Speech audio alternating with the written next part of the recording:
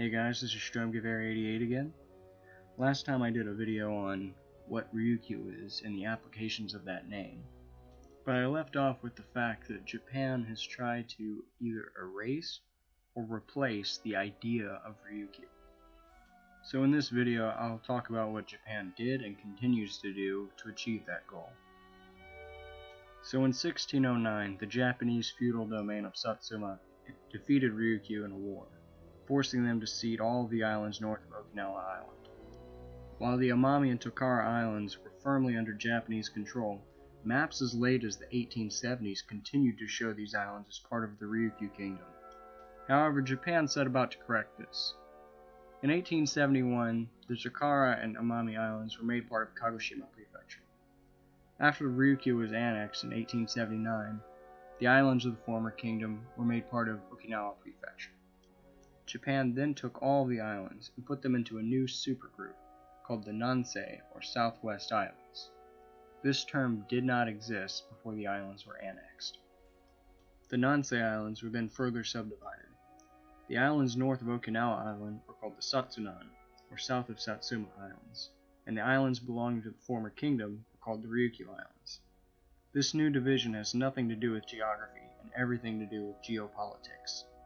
For example, using the term Nansei is Japan's way of making the statement that these islands southwest of Japan are a part of Japan.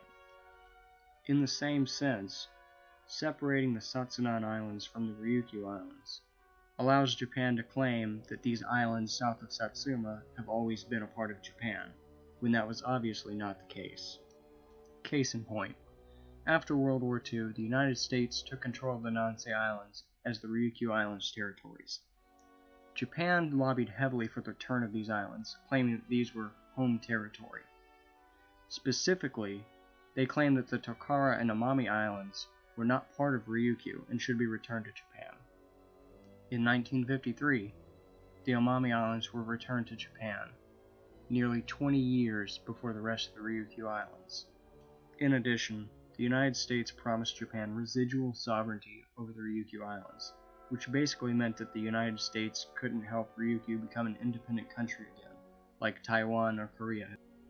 It is also interesting to note that the Daito Islands, annexed in the 1880s, was made a third subgroup, separate from the Ryukyu or Satsunan Islands.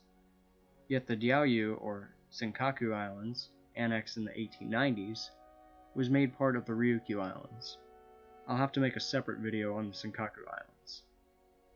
Next is the idea of Okinawa.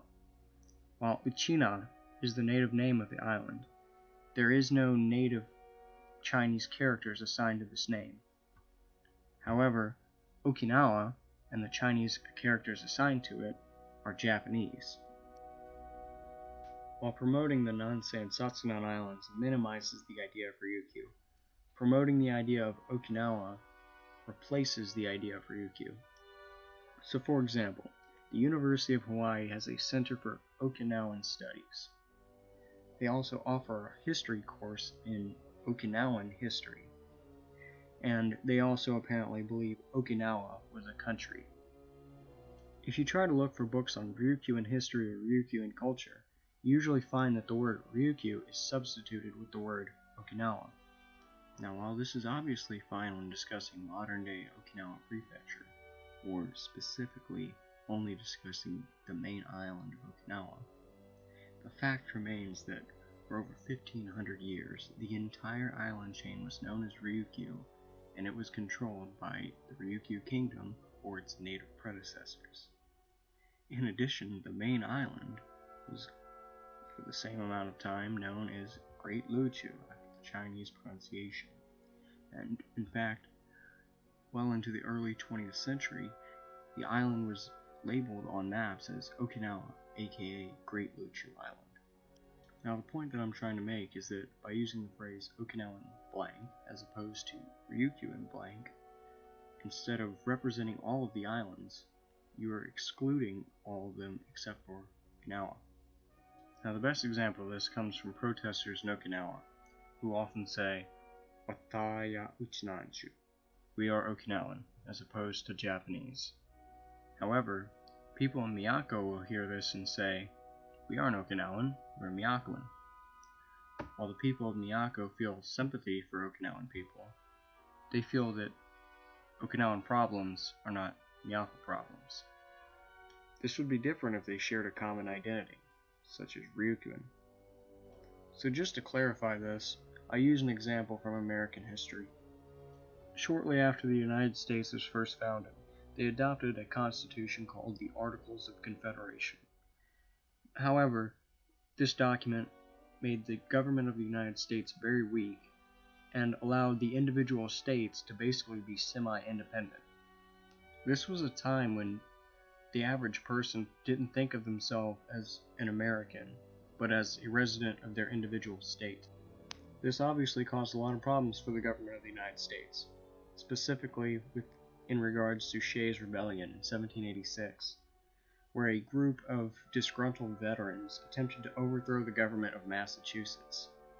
While the state government was able to suppress this rebellion after much difficulty, the issue was the federal government was unable to raise an army or convince other states outside of Massachusetts to help. This directly led to the United States adopting its current constitution, which makes the federal government much stronger than the state government. Abraham Lincoln famously said that a house divided cannot stand on its own, and obviously, the individual states are far weaker than a United States. This can also be applied to Ryukyu, and for that reason, Japan wants the islanders to be separated and divided, so that Japan can more easily control them. Now that I've basically covered Ryukyu's erasure geographically and politically, I'll go ahead and end the video here, and make a second one on Ryukyu's erasure ethnically and culturally. As always, see you next time.